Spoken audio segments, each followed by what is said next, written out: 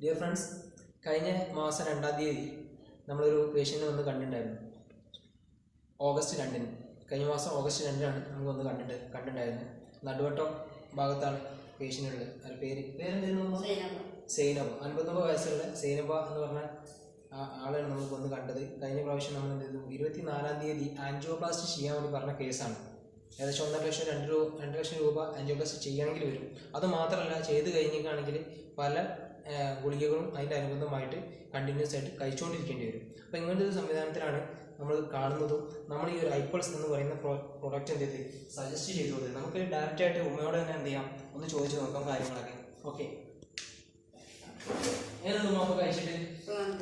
സുഖമുണ്ട്. എന്നാണ് ലാസ്റ്റ് ഡോക്ടറെ കാണിച്ചത്?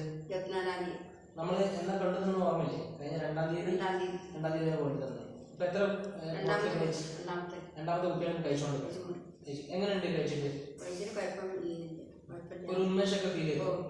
വെള്ളമൊക്കെ കുടിക്കലുണ്ട്? എന്തായാലും കാര്യങ്ങളൊക്കെ ഉഷാറായിട്ട് പോകുന്നത്. അപ്പൊ ഡോക്ടർ ചെയ്യണ്ടെന്ന് പറഞ്ഞു.